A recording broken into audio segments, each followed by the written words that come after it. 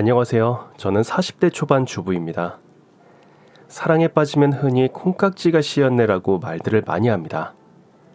누군가 나를 사랑하면 세상 모든 중심이 그 사람으로 돌아가고 오로지 그 사람 말만 들리고 그 사람 얼굴만 보게 됩니다. 사실 저한테는 사랑이라는 게 평생 저에게 찾아오지 않을 거라 생각했습니다.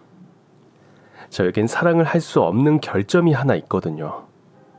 바로 어릴 적 교통사고로 귀를 심하게 다쳐 8살 이후로 아무것도 들을 수 없게 됐습니다. 좋은 것을 보아도 그것을 제대로 말하기도 힘들고 대화하고 싶은 욕구는 가득한데 듣고 말하지 못해 늘 혼자 소갈이를 할 때가 많았습니다. 어린 마음에도 하늘을 참 원망했었습니다. 왜 하필 나에게 이런 벌을 주시는지.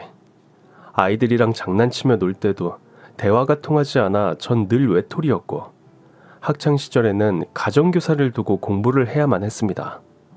그래서 중고등학교 학창시절의 기억은 제게 없었습니다. 제 기억엔 2002년 월드컵 때 모두들 붉은 악마가 되어 선수들을 응원했었죠. 대한민국이 들썩일 정도로 전 국민이 월드컵에 집중해 있을 때 전 그냥 바라만 보고 있어야 했습니다. 붉은 악마들이 어떤 마음으로 어떤 목소리로 응원하는지 듣지 못할 때 시간이 빨리 지나갔으면 하고 바랄 뿐이었습니다. 모두 같은 목소리로 말하고 같이 듣고 웃는데 저만 그럴 수 없었으니까요. 이런 외로운 시절을 보내던 중 누군가의 마음의 소리가 들리기 시작했습니다. 절 너무 사랑했고 절 너무나도 아꼈던 그 사람. 하지만 그 사람과의 인연은 악연이었고 그렇게 세상의 소리를 듣고 싶었던 제 바람을 철저하게 부숴버린 사람이 되었습니다. 사랑이라 믿었고 진심을 다해 그 사람의 소리를 들으려고 했던 그 시절. 이제는 까마득한 과거의 일이지만 전 아직도 그때 그 시절을 생각하면 종종 악몽을 꿉니다. 이 악몽 같은 기억을 털어내고 싶었습니다. 그래서 용기 내 글을 쓰게 됐고 여러분께 제 이야기를 들려드리려 합니다. 거짓사랑으로 무너진 저의 이야기 지금부터 들려드리겠습니다. 8살 교통사고 이후 저는 청각장애 판정을 받았습니다. 횡단보도를 건너고 있는데 트럭이 신호위반을 해 전 크게 다쳤고 귀에 큰 손상을 입어 더 이상 들을 수 없는 삶을 살아야 했습니다. 부유한 집안의 외동딸로 자라 엄마 아빠는 제 귀 치료를 위해 백방으로 뛰어다니셨지만 별 효과는 없었고 귀를 수술하게 되면 뇌에 영향을 준다는 말을 듣고 부모님은 그냥 제가 살아있는 것만으로도 감사하다고 생각하셨습니다. 저는 그냥 들리지 않는 세상에서 제 삶에 만족하며 살아야겠다는 저만의 생활을 개척해 나갔습니다. 저는 대학에 들어가 특수교육을 전공해 저와 비슷한 삶을 살아가는 장애인들을 위해 봉사도 하고 그들을 가르치는 일을 했습니다. 제가 제일 잘하는 건 수어였고 들리지도 않으니 말도 어눌해서 가급적 외출을 자제했습니다. 저는 매주 청각장애인 재활센터를 찾아가 그들에게 공부도 가르치고 함께 생활하며 봉사활동을 시작했습니다. 그곳에서는 그 어느 누구도 저를 이상하게 바라보지 않았고 저는 그들과 소통하면서 답답한 마음이 뚫리는 듯 봉사활동을 하게 되면 오히려 제가 힐링을 하고 오는 느낌이었죠. 고은 씨, 오늘도 정말 수고했어요. 많은 분들이 고은 씨가 와서 너무 좋대요. 정말요? 저도 여기 와서 정말 행복해요. 원장님 덕분입니다. 참, 내일부터 우리 센터랑 컨소시엄을 맺은 회사에서 봉사활동을 올 거예요. 고은 씨가 잘 안내해 줄래요? 제가 잘 할 수 있을까요? 고은 씨는 잘 해낼 거예요. 잘 부탁해요. 비장애인들과 한 달을 같이 지내야 한다고 생각하니 솔직히 막막했습니다. 이곳은 그냥 저만의 힐링 공간인데 그 사람들이 오면 저는 또 동물원의 원숭이처럼 사람들의 시선을 한 몸에 받게 될 것 같아 기분이 썩 좋지는 않았죠. 하지만 해야 하는 일이기에 저는 굳게 마음을 먹고 평소처럼 일해야겠다고 마음을 먹었습니다. 재활센터와 컨소시엄을 맺는 기업에서 직장인 10명이 저희 센터에서 매주 봉사활동을 했습니다. 지체장애인과 시각장애인들에게 말벗도 해주고 이곳저곳 센터 수리도 해주며 그들도 장애인들과 날이 갈수록 친해졌습니다. 저는 그 사람들이 오든 말든 솔직히 그들과 어울리기 싫었고 저는 제 할 일을 묵묵히 했습니다. 그러다 점자책 읽는 방법과 수어에 대한 교육을 그들에게 해야 하는 날이 왔습니다.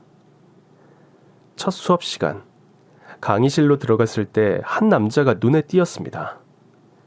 참 햇살 좋은 날이었는데 창가에 앉아 햇볕이 웃어준 건지 그의 미소가 햇볕처럼 환했던 건지 솔직히 구분이 안 갈 만큼 그는 정말 아름다운 미소를 가진 남자였습니다.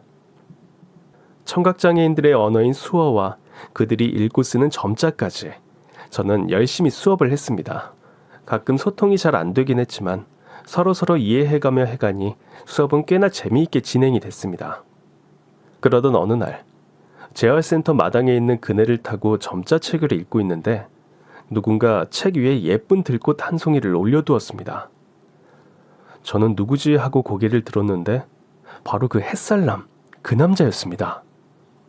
선생님, 선생님 수업 너무 재미있어요. 그래서 선물. 선물? 말할 줄 아네요? 그래요, 선물. 선생님이 고마워서 주는 선물이에요. 저는 수어로 고맙다고 이야기했고 자리를 일어나려는데 그 남자가 제 손을 잡았습니다. 살면서 이성이 제 손을 잡은 건 그때가 처음이었습니다. 어디서부터 시작된 건지 온몸이 떨리고 가슴은 터질 듯이 요동쳤죠. 이게 도대체 무슨 감정일까? 평생 느껴보지 못한 감정이었습니다. 운동화. 운동화끈 풀어줬어요. 잠깐만요. 그는 제 운동화끈을 아주 단단히 메어주었습니다. 세상에 벽을 치고 제 인생에는 이성과의 사랑이란 건 없다 생각하고 살아갔는데 이 남자 정말 욕심이 날 정도로 멋진 남자였습니다. 저 최동우 이름 기억해 주세요. 고은 선생님. 동우 씨. 꼭 인어공주가 된 기분이었습니다. 좋아한다. 당신과 대화하고 싶다고 소리쳐 말하고 싶지만 아무 말도 할 수 없는 제가 정말 기적이 있다면 이 마법이 빨리 풀렸으면 하는 생각이 들었죠. 이후 그는 쉬는 시간마다 저와 대화를 하려고 늘 절 찾아왔고 제가 좋아하는 간식이나 좋아하는 노래의 가사를 점자로 찍어서 저에게 그 음악을 손으로 들려주곤 했습니다. 내가 좋아하는 노래 당신한테 들려주고 싶었어요. 나는 못 들어요. 소리를 들 수 없어요. 앞으로는 내가 당신의 귀가 되어줄게요. 걱정 마요, 고은 씨. 정말 그와 함께 있는 시간은 적막하는 세상의 소리도 들리는 것처럼 저에게 새로운 세상을 보여준 사람이었습니다. 그리고 누구보다 청각장애인을 이해하고 그들과 소통하기 위해 수어 공부도 열심히 했죠.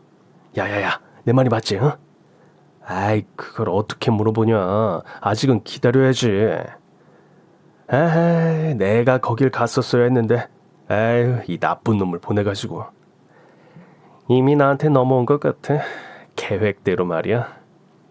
아마 정 회장 자기 딸 데려간다고 하면 간이고 쓸개고 다 빼줄걸? 와, 부럽다 최동우. 김치국부터 마시지 마라. 일 그르친다. 이야기하고 나도 이 지겨운 회사 떠야지. 지긋지긋해. 전혀 몰랐습니다. 그가 저에게 계획적으로 접근했다는 사실을요. 저는 완전히 그에게 콩깍지가 씌어 있었고 그가 하는 말은 모두 믿었습니다. 결국 그는 그가 목표로 한 것을 이루기 위해 저에게 프로포즈를 했습니다. 고은아, 난 네가 들리지 않아도 좋아. 그리고 네가 말하지 않아도 이해해. 그래서 난 널 사랑하려고 해. 허락해 줄래? 그는 서툰 수어로 저에게 고백을 했고 저는 그가 전하는 손길이 진심으로 느껴졌습니다. 저 같은 장애인을 누가 사랑할 수 있을까? 정말 단 한 번도 생각해 본 적이 없었거든요. 난 많이 부족한 사람이에요. 당신이 생각하는 것보다 더 당신에게 난 어울리지 않아요. 아니, 넌 내 운명, 운명이야. 고나, 난 널 이 세상 누구보다 사랑하고 있어. 내 마음을 받아줘. 전 당장이라도 그에게 안기고 싶었지만 그러면 안 된다는 마음이 앞섰습니다. 제게 사랑은 욕심이고 다른 사람을 힘들게 할 것 같았거든요. 전 그를 뿌리쳤습니다. 그리고 당분간 재활센터 봉사를 잠시 쉬게 되었죠. 한 보름이 지났을까요? 비가 억수같이 쏟아지던 날이었습니다. 가정부 아줌마가 제 방으로 올라와 큰일이 났다며 내려와 보라는 겁니다. 전 무슨 일인가 하고 내려가 봤더니 그가 무릎을 꿇고 제 집 앞에 있는 겁니다. 부모님도 놀라서 밖으로 나오셨죠. 아니, 당신 누구요? 왜 남의 집 앞에 이러고 있어요? 아버님, 저는 고은이를 사랑하는 최동우라고 합니다. 아무리 고은이를 잊으려고 해도 잊혀지지가 않습니다. 초인종을 누르고 싶은데 또 거절당할까봐 무서워서 누르지 못하고 여기서 고은이가 나오기만을 기다리고 있었습니다. 아버님, 고은이 제가 평생 행복하게 해줄 자신이 있습니다. 제발 저 좀 도와주세요. 고은아, 이게 무슨 일이냐? 저는 친정아빠에게 그동안 있었던 일에 대해 말씀드렸고 아빠는 동우 씨의 노력에 감동을 했습니다. 이런 남자라면 절 행복하게 해줄 거라고 생각하셨죠. 그날 이후 저희는 양가 집안의 적극적인 지지로 결혼까지 꼴이나게 되었고 아빠는 남편을 위해 아빠 회사에 중책을 맡겼습니다. 이후 남편은 연봉도 높아졌고 예전과는 뭔가 다른 자신감을 넘어 자만감까지 보이는 그런 사람으로 바뀌어갔죠. 시집을 오자마자 저희는 시어머니와 당분간 함께 살기로 했습니다. 시어머니는 절 딸처럼 예쁘게 대해주셨고 남편에게 수어를 배워서 저에게 마음을 전하셨습니다. 아이고 고마워요. 우리 집에 와줘서 우리 행복하게 살아요. 어머니는 저를 너무나 환대해 주셨습니다. 행복하게 살아보자는 시어머니의 말씀은 저에게 정말 큰 힘이 되었습니다. 아, 행복은 무슨. 엄마 역겨워. 안 하던 짓 좀 하지 마. 적당히 해. 아유, 이거 사. 저 병신이 입모양 보면 안다잖아. 아, 그러니까 입 조심해. 알겠어? 독심술 써야겠네. 아휴, 앞으로 엄마랑 오빠 하는 거 보고 사는 거 생각하니까 속이 울렁거려. 그랬습니다. 그들은 처음부터 절 식구로 인정하지도 않았고 그들이 생각하는 목표를 달성하기 위해 절 하나의 수단으로 생각했던 것입니다. 처음에는 정말 꿈에도 몰랐습니다. 결혼한 지 한 달이 좀 넘었을까요? 이제 남편과 시댁 식구들의 본색이 슬슬 드러나기 시작했습니다. 처음에는 수어로 무엇이든 저와 소통하려고 했었습니다. 저기 아가, 사돈, 사돈은 부동산 많지? 저는 몰라요. 아니, 집, 공장, 땅, 이런 거 많지? 몰라요. 아휴, 저 키머거리 병신. 정말 있는 집 딸 맞아? 엄마, 내가 저 병신이라도 말 안 하겠다. 그리고 저 병신이 뭘 알겠어. 집에서 주는 밥이나 먹고 그냥 숨만 쉬는 거지. 밥? 아가씨 배 고파? 아니, 언니 배고플까봐 내 걱정 마요. 우와, 엄마, 나 식은땀 난 거 봐. 밥이라고 했다고 알아듣네. 그렇다니까. 그러니까 말을 할 때도 저 병신 앞에선 그냥 웃어. 입 크게 벌리지 말고 말해. 늘 저와 눈만 마주치면 웃어주던 시어머니와 시누이라서 전 저에 대해 이렇게 생각할 줄은 꿈에도 몰랐습니다. 하지만 남편이 출근을 한 뒤 시어머니와 시누이의 독심술은 제게 의심을 사기 시작했죠. 엄마, 나 저 병신밥에다가 소금 좀 뿌렸어. 아휴, 저게 빨리 없어져야 하는데 소금으로 되겠냐? 독이라도 있으면 당장 뿌렸겠다. 아휴, 가서 밥이나 먹자. 전 제 밥에 소금을 뿌린 사실도 모르고 밥을 먹었습니다. 그런데 밥이 입에 들어가는 순간 제 입맛이 잘못된 건지 의심을 했습니다. 너무 짜서 먹을 수가 없었습니다. 제가 너무 놀라서 밥을 뱉어버리자 시어머니와 시누이는 그런 저를 보며 웃으며 밥을 보란듯이 맛있게 먹었습니다. 언니, 왜? 맛 없어? 우린 맛있는데? 아이고, 우리 며느리가 식성이 까다롭네. 엄마, 저 병신 표정 좀 봐. 완전 썩었어. 다음에는 흑미밥 해다가 모래를 확 뿌려야지. 그것도 볼만하겠다. 둘은 저와는 달리 밥을 맛있게 먹으며 제가 알아볼 수 없도록 입모양을 작게 해 자기들끼리 이야기하며 절 보고 깔깔 넘어가는 것이었습니다. 말이라도 할 수 있었으면 당장이라도 왜 이런 장난을 쳤냐고 묻고 싶었지만 수어는 말을 전달하는 데 있어 감정적인 표현을 하는데 한계가 있었기 때문에 저는 그냥 참았습니다. 하지만 분명히 느낀 건 시어머니와 시누이가 절 예전처럼 대하지 않는다는 것이었습니다. 전 남편이 퇴근하고 돌아오자마자 수어로 오늘 있었던 일에 대해 이야기했고 남편을 붙들고 너무 속상하다고 울면서 손짓으로 이야기했습니다. 그런데 남편의 반응은 생각했던 것과 정반대였습니다. 남편의 표정은 짜증 그 자체였습니다. 그리고 남편이 무슨 말을 하는지 입모양을 봤습니다. 등신 같은 게 꼴값을 떠네. 열받아. 여보, 뭐라고? 그냥 네가 이해하라고. 알겠어? 속 터져. 집에 들어오기 싫다 진짜. 남편은 이해하라는 말과 짜증이 가득한 표정만 남기고 거실로 나가버렸습니다.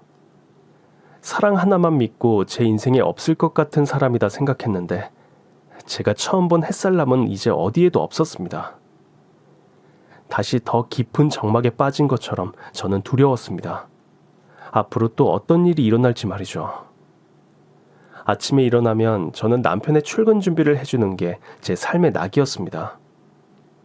하지만 그건 신혼 초 잠깐뿐이었고 제가 넥타이를 매주면 그렇게 좋아하던 남편은 이제 무슨 벌레 보듯 제 손이 닿는 것 자체를 혐오스럽게 보기 시작했습니다. 자꾸 받아주니까 완전 기어르네. 분수를 알아야지. 여보, 내가 잘못한 거 있어요? 남편은 이제 더 이상 수어도 쓰지 않았고 그냥 표정으로 모든 걸 말했습니다. 난 이제 네가 싫다라고 말이죠. 정말 이유를 몰랐습니다. 저 아니면 안 된다던 사람이 이제 저라서 안 된다는 사람으로 변해버렸으니까요. 저는 날이 갈수록 혼자 방에 있는 시간이 길어졌고 제가 밥을 먹든 말든 식구들은 신경 하나 쓰지 않았습니다.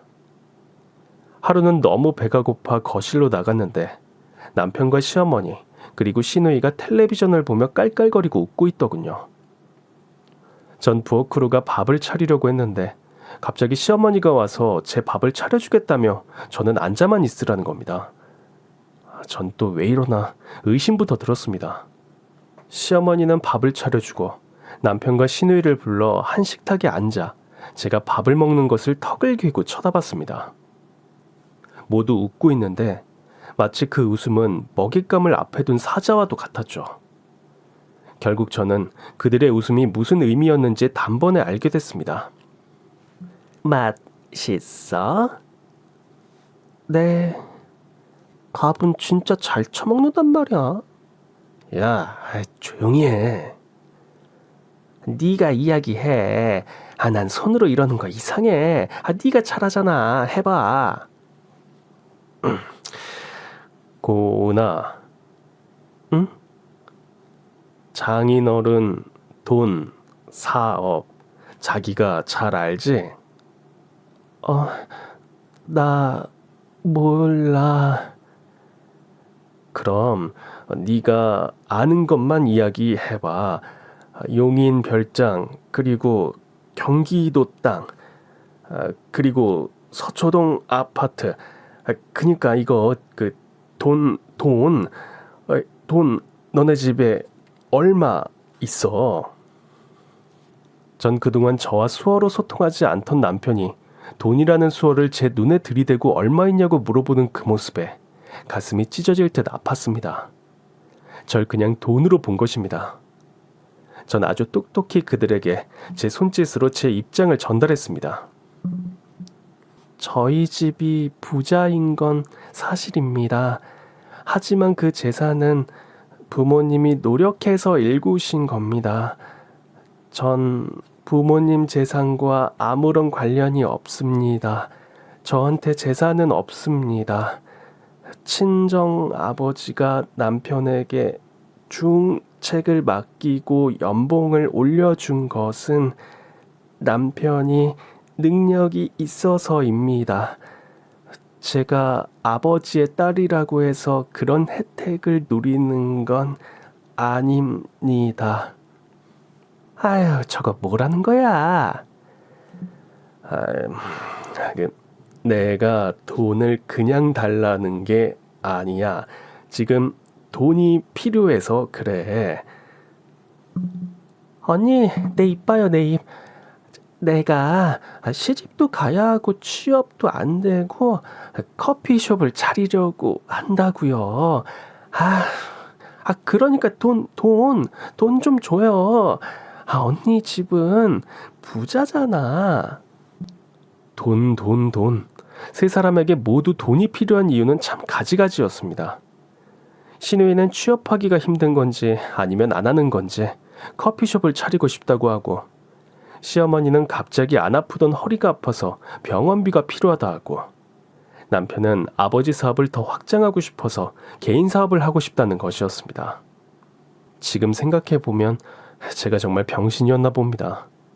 그렇게 간절히 돈 하니 저도 이 가족의 일원이니 도와줘야겠다는 생각을 했습니다.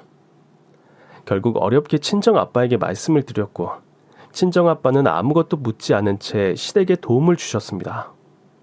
솔직히 이게 맞나 생각도 들었지만, 이렇게 하면 가족들도 날 다시 이해하고 인정해주겠지라는 아주 꿈같은 생각을 했습니다.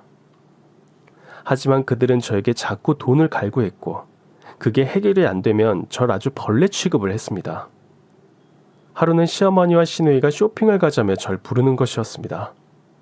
전 웬일로 저와 외출을 하자고 하는지 의아했죠. 역시나 예상대로 시누이는 절 데리고 가는 이유에 대해서 말해주더군요. 언니 카드 오케이? 엄마, 저거 지 카드 쓴다고 저번처럼 손으로 오만 소리 다 하는 거 아니야?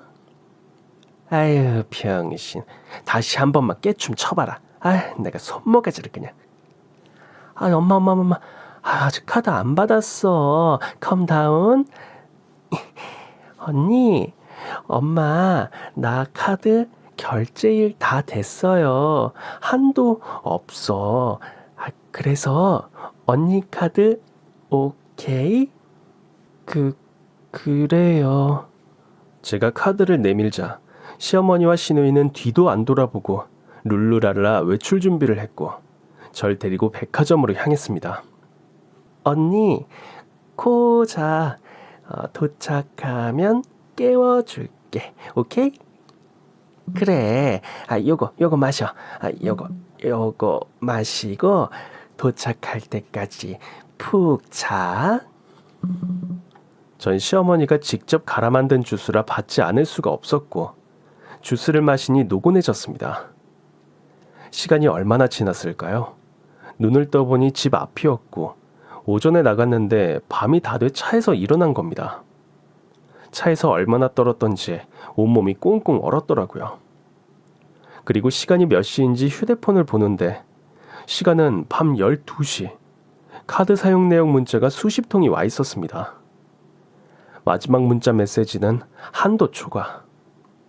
그들은 저에게 수면제를 먹이고 제가 듣지 못한다는 이유로 차에 잠이 든 채로 내버려둔 뒤 제 카드로 쇼핑을 한 것이었습니다. 당장 집으로 쳐들어가 나에게 왜 이러냐고 묻고 싶었지만 이젠 그런 한계도 넘은 것 같았습니다. 저를 이 집에 데려온 남편, 그리고 환대해주던 시어머니, 또 매일 웃으면서 뒤통수 치는 시누이, 이것들이 도대체 무슨 말을 하는지 전 알고 싶었습니다. 아니, 알아야 했습니다. 저는 꽁꽁 언 몸을 이끌고 집으로 들어갔고 절 기다려준 사람은 아무도 없었습니다. 그때 생각했죠. 이 사람들이 날 버린 게 아니라 이제 내가 이 사람들을 버릴 거라고 말이죠. 다음날 아침, 저는 감기 몸살이 심하게 왔고 남편은 식은땀을 흘리며 아파하는 저를 본체만 채하고 나가버렸습니다. 그리고 점심시간이 한참 지난 뒤 시누이가 절 깨웠습니다. 전 그래도 양심은 있는지 제가 아파서 제 방에 온 줄 알았죠. 그런데 하는 말이 아주 가관이었습니다. 언니, 한도 초과 알아? 이거 한도 상향해. 오케이? 나 어제 못 산 거 있어. 오늘까지 오케이? 오케이는 무슨 오케이? 전 저게 정말 미치지 않고서야 저런 말을 하나 어이가 없었습니다. 더 이상 이 집에 있다가 돈 못 준다고 말하면 저 사람들이 저한테 무슨 짓을 할지 별별 생각이 다 들었습니다. 잠시라도 전 이 집을 벗어나고 싶었습니다. 전 감기 몸살이 심해 친정에 다녀온다고 이야기했고 가방을 급히 싸 친정으로 갔습니다. 친정 아빠는 무슨 일이냐며 걱정하셨지만 저는 차마 이야기할 수가 없었습니다. 제 잘못된 선택으로 인해 부모님이 상처받으실까봐 너무 죄송하고 부끄러웠거든요. 전 친정에 오자마자 다시 들을 수 있는 방법이 없을까 많은 병원에 문의를 했습니다. 그리고 어린 시절 뇌 손상 때문에 포기해야만 했던 수술이 이젠 가능하다는 전문의의 소견을 듣고 저는 인공와우 수술을 결심했습니다. 수술을 한다고 해서 금방 모든 것이 뚜렷하게 들리는 건 아니에요. 서서히 좋아질 거고 또 너무 소리에 신경을 쓰다 보면 귀에 더 손상이 갈 수도 있고요. 제일 걱정인 건 현재 환자 건강 상태가 그렇게 좋지 않은데 5시간이라는 수술을 견딜지 그것도 걱정입니다. 할 수 있어요. 전 꼭 해야만 해요. 듣고 싶은 이야기가 있어요, 선생님. 저 좀 살려주세요. 제발. 제 바람이 통한 걸까요? 저는 수술을 할 수 있는 기회를 얻었고 수술 날짜를 잡고 그날이 오길 기다렸습니다. 사실 전신 마취에다가 장장 5시간이라는 수술 시간을 견디려니 정말 무서웠습니다. 수술대 위에 누워 생각했습니다. 늘 내 귀에 닿는 소리들이 날 깨우고 날 웃게 하며 날 행복하게 했으면 좋겠다는 생각을요. 하지만 지금 이 선택이 더 나은 세상을 위한 선택이기에 앞서 남편과 시댁 인간들의 복수를 위해 수술을 결심했다는 제 자신이 정말 너무 절망스럽고 불쌍하기까지 했습니다. 그들의 소리가 들릴 때 저는 또 얼마나 절망감에 빠질지 두려웠거든요. 수술은 성공적이었고 2주 동안 저는 붕대를 감고 친정집에 있었습니다. 친정 부모님은 다시 제가 소리를 들을 수 있다는 기대감에 몹시 기뻐하셨습니다. 아휴, 우리 딸 어릴 때 아빠 목소리 기억나지? 이제는 아빠도 나이가 들어서 목소리도 늙었다. 이제 우리 딸 목소리 제대로 듣고 아빠도 우리 딸한테 너를 얼마나 사랑하는지 살아가는 동안 많이 들려줄게. 수술 잘 견뎌줘서 고맙다, 우리 딸. 아빠는 제가 어떤 선택을 해도 제 편이 되어주실 거죠? 물론이지. 왜? 뭐 갖고 싶은 거 있어? 아님 가고 싶은 데라도? 아니요, 아빠. 제가 소리가 들리면 가장 먼저 해야 할 일이 있어요. 만약에 그 일이 잘 되든 못 되든 아빠는 제 편이 꼭 되어주세요. 꼭이요. 무슨 일인데? 아유, 아빠 걱정되게. 곧 알게 되실 거예요. 곧. 그리고 저 수술 받은 거 절대 다른 사람들한테 말하지 마세요. 특히 남편이랑 시댁에요. 아니, 왜? 깜짝 놀라게 해주려고요. 그동안 제가 들리지 않아서 불편하셨을 건데 아주 깜짝 놀라게 해주려고요. 그럼아. 얼른 쉬어. 사랑한다, 우리 딸. 사랑한다는 말을 정말 오랜만에 들어보는 것 같았습니다. 그것도 생생한 아빠의 목소리로. 전 2주 동안 감고 있었던 붕대를 풀었습니다. 붕대를 푸니 세상의 소리는 더 환하게 들렸고 앞으로 제가 해야 할 일이 더 뚜렷하게 보이는 듯 했습니다. 보청기는 아니지만 자세히 보면 귀에 표시가 나요. 그 점은 알아두시고 당분간은 절대 충격을 받거나 부딪히는 일이 없도록 하시면 더 잘 들리실 거예요. 고맙습니다, 선생님. 저는 곧바로 시댁으로 향했습니다. 시댁 식구들과 남편은 제가 수술한 건 꿈에도 모르고 제가 들어오니 늘 그랬듯 절 지나가는 똥개 보듯 바라봤습니다. 저는 잘 다녀왔다고 가볍게 인사를 하고 방으로 들어가는데 시누이와 시어머니가 하는 말이 절 순간 얼음으로 만들어버렸습니다. 저거 왜 친정 간 거야? 에휴, 감기 몸살 났다고 유난을 떨잖아. 아이고, 꼴 보기도 싫고 네 마음대로 하라 했지 뭐. 기머거리 등신인데 뭔 말을 하고 뭘 듣겠어. 그냥 친정 가고 싶어서 머리 쓴 거지. 에휴, 차라리 잘 됐지 뭐. 저거 눈앞에 없으니까 내가 속이 시원하더라. 저 병신 같은 거 돈만 없었으면 당장 쫓아낼 텐데. 아휴, 답답해 죽겠어. 저는 뒤돌아서서 시어머니와 시누이가 하는 말을 못 들은 척 그들이 말하는 기머거리 병신 행세를 했습니다. 하지만 저런 말을 듣고도 참아야 한다는 게 정말 힘들었습니다. 이제껏 저는 절 보고 병신이라고 한 줄 모르고 변신이라는 말로 알아들었지 뭡니까? 앞으로 저들이 하는 악독한 말들을 제대로 들을 걸 생각하니 정말 피가 거꾸로 솟았습니다. 예전처럼 저녁을 먹고 전 과일을 깎아서 거실로 갔습니다. 전 과일을 하나 포크에 꽂아 시어머니한테 드렸습니다. 어머니 드세요. 아휴, 얘는 자꾸 나보고 어머니라 그랬다가 어머니라고 그랬다가 아주 치멋대로야. 야, 안 들리면 저렇게 말해도 되냐? 말이라도 제대로 해야 할 거 아니야. 아휴, 너도 드세요. 응? 네, 저도 맛있게 먹겠습니다. 완전 웃겨. 처먹으라고 하니 맛있게 먹겠대. 정말 볼 때마다 웃겨. 그만 웃어. 자꾸 웃으니까 우리 입모양 보는 것 같잖아. 난 너 그럴 때마다 조마조마해 죽겠어. 그나저나 너 일은 어떻게 돼가는 거야? 일? 저는 일이라는 말에 준비해뒀던 휴대폰 녹음 버튼을 몰래 눌렀습니다. 그런데 하고 있어. 조금만 기다려. 사람 죽이는 게 쉽나 어디. 저거 보험은 빵빵하게 들었을 거 아니야. 저거 죽으면 다 오빠한테 가는 거지. 그렇지. 아이고, 요새 저 병신 보험 든다고 정신이 없어. 갑자기 죽으면 이상하잖아. 좀 기간을 두고 죽이든 말든 해야지. 그니까 말할 때마다 돈 내놓으면 이런 일이 생겨? 자업자득이야.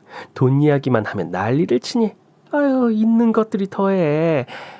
그리고 병신 같은 것들이 뭐라 하면 죽자고 덤벼든다니까. 엄마 슈슈슈. 그 입 좀. 그리고 오빠 너 혼자 들고 튀면 죽는다. 알지? 네가 한 게 뭐 있다고 침을 흘려. 콩고물이라도 받아 먹으려면 가만히 있어. 계획이 다 있으니까. 어떨 땐 그냥 종이에다 휘갈겨 써서 어서 나가서 죽어버리라고 쓰고 싶다니까. 저 물건만 보면 속이 답답해 죽겠어. 아유, 나도 이러다 귀머거리 병신 되겠다. 아유. 시댁 식구들이 말한 일이란 절 죽이고 보험금을 타먹는 것이었습니다. 그리고 어떻게 하면 절 잘 죽여서 사고사로 위장할 건지 이제껏 온통 그 이야기를 해왔던 것입니다. 사랑이라는 달콤한 거짓말로 날 속이고 이제는 죽이려고 하는 짐승만도 못한 인간들. 전 이것들의 목소리를 듣자 복수심은 더 불타올랐습니다. 남편은 제가 옆에 있는데도 아주 편하게 절 죽일 계획에 대해 거침없이 말했습니다. 제가 듣고 있다는 사실도 모른 채 말이죠. 그래, 사고사 1억 죽으면 통장에 그대로 꽂아준다니까. 내가 이번 주 주말에 저거 데리고 멀리 나갈 거야. 수면제 준비해서 재우고 음주운전으로 위장하면 돼. 뭐? 의심? 내가 그런 것도 준비 안 했을까봐. 유서 벌써 딱 준비해놨지. 귀머거리 병신으로 더 이상 살기 싫다. 차라리 죽는 게 낫다. 남편한테 미안하다. 어때, 죽이지? 그러니까 걱정하지 말라니까. 그래. 알았어. 주말에 보자. 오케이. 남편은 누군가와 일을 도모해 절 음주운전을 하다 교통사고가 난 것으로 위장해 죽이려는 음모를 꾸미고 있었습니다. 전 그걸 녹음했고 아주 생생하게 들었습니다. 전 남편에게 물었습니다. 오빠, 왜? 나 죽어서 뭐? 죽어서도 나 사랑하냐고. 아이, 웬 쓸데없는 소리야. 잠이나 쳐자. 진짜. 간 떨어질 뻔했네. 쳐자. 잘 자란 말이 아니라 처자라고 늘 남편은 말해왔던 겁니다. 애초부터 저를 사랑하지도 않았고 아내로도 생각하지 않았던 겁니다. 사실을 알게 된 이상 저도 제 계획을 빨리 서둘러야겠다고 생각했습니다. 다음 날, 전 아주 일찍 일어나 최후의 만찬을 준비했습니다. 오늘로써 이제 저는 이 지옥 같은 집구석을 떠날 거니까요. 아이고, 어깨, 아유, 어제 잠을 잘못 잤나? 이게 무슨 냄새야? 저 병신이 밥을 다 하고 이게 다 뭐야? 아이고, 반찬을 뭐 이리 많이 했대?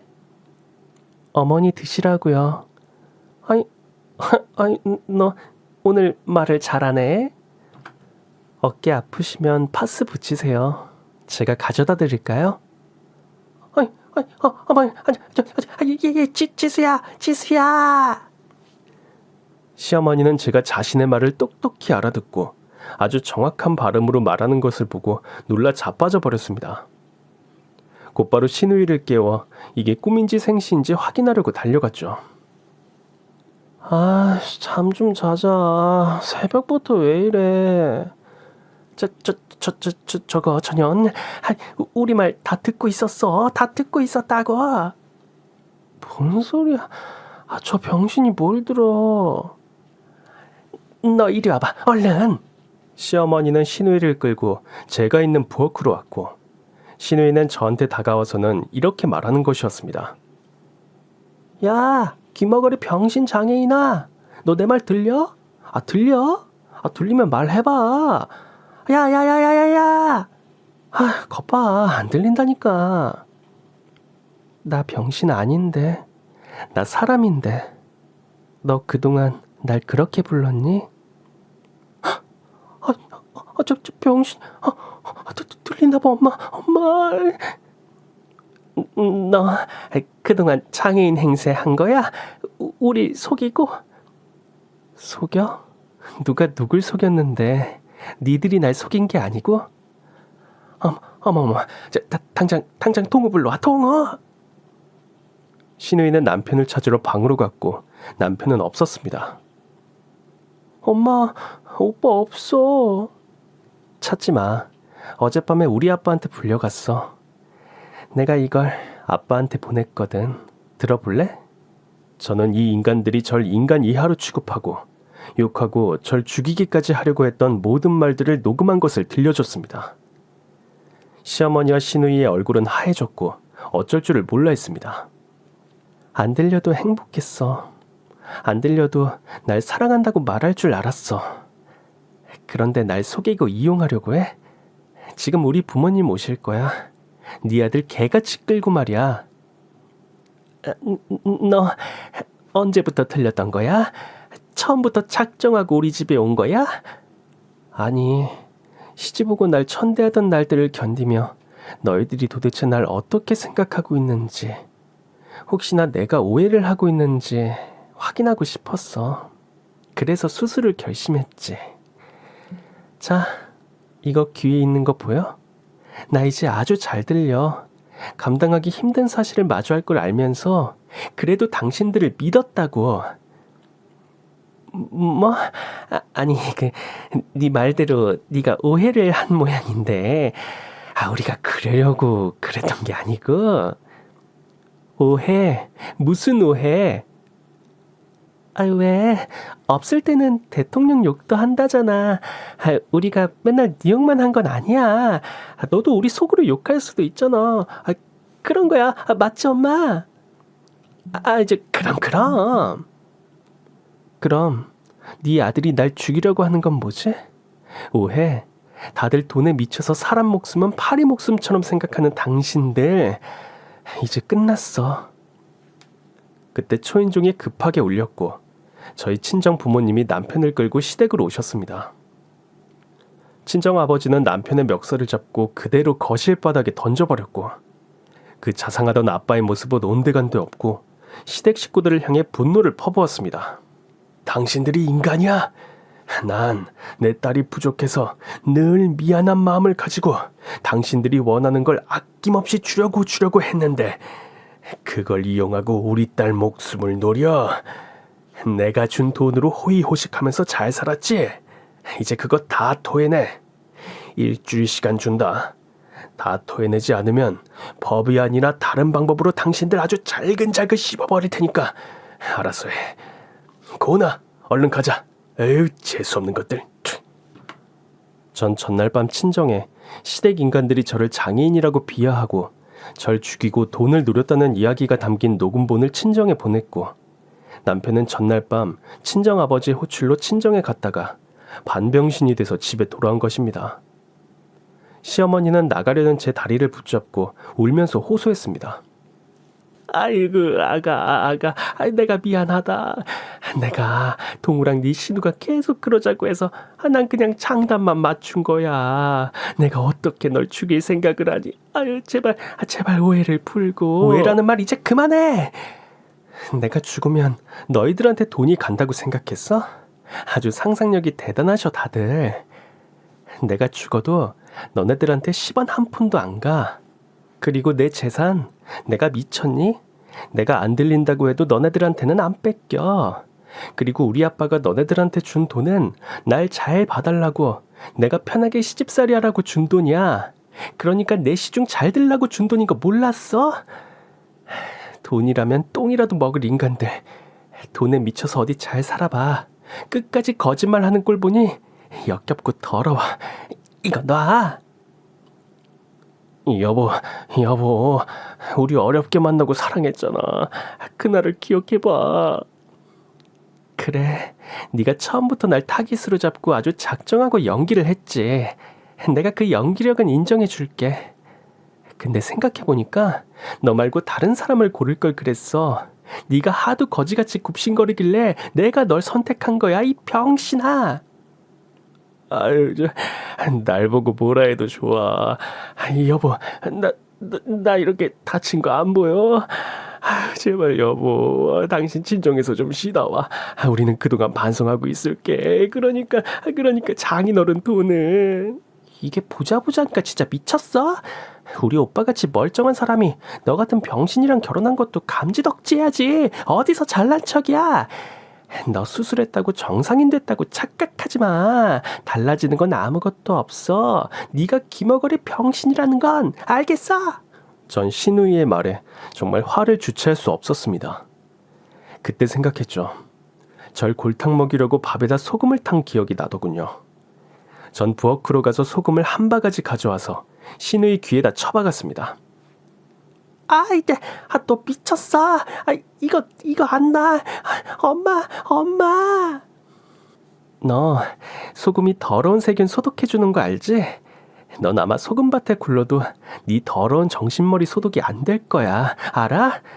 그리고 당신들 똑똑히 들어. 아빠가 분명히 말했어. 일주일이야.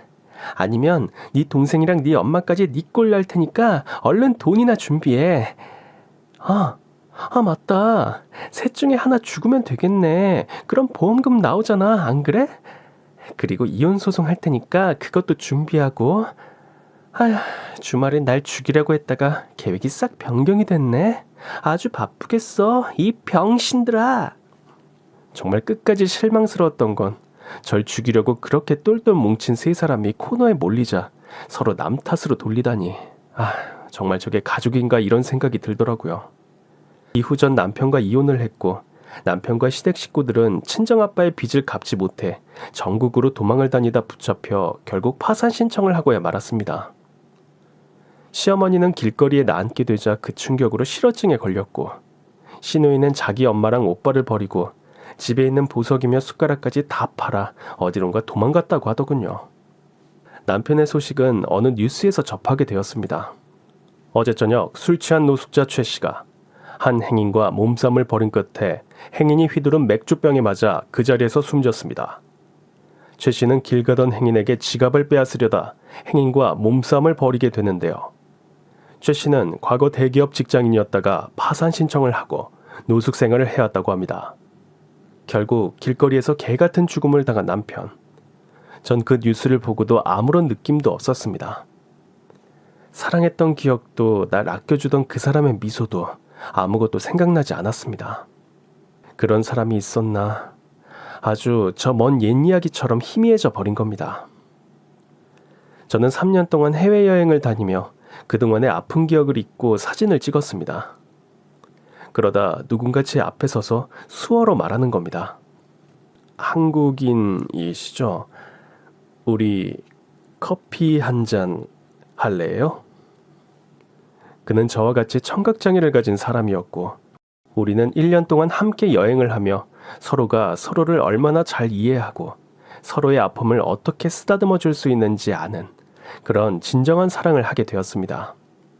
전 한국에서 장애인에 대한 차별이 아직도 심하다는 것과 그걸 이용해 제 인생의 한 페이지를 망쳐버린 사람들이 있는 그곳을 잠시 떠나 있고 싶어서 지금은 외국에서 아들, 딸을 낳고 잘 살고 있습니다. 제 2의 인생을 시작하면서 부부란 이렇게 서로의 아픔을 보듬어 줄 수 있는 사람이어야 한다는 걸 이제야 깨달은 겁니다. 사랑에 속아 아무것도 들리지 않았던 그 순간들이 참 후회될 때도 많습니다. 하지만 안 들리던 세상이 다시 들리는 세상으로 바뀌는 날이 오듯 저에게도 지금 사랑하는 가족이 제 곁에 있다는 것만으로도 너무 큰 행운이라 생각하며 감사히 살고 있습니다. 사랑을 수단으로 생각하며 씻지 못할 상처를 남기고 누군가의 인생을 망가뜨리는 사람들. 그 사람들 또한 진심으로 누군가를 사랑했을 것이고 또 사랑하게 된다는 사실을 꼭 알았으면 합니다. 인간은 누구나 가슴속에 선한 마음을 가지고 있다는 걸 전 믿으니까요.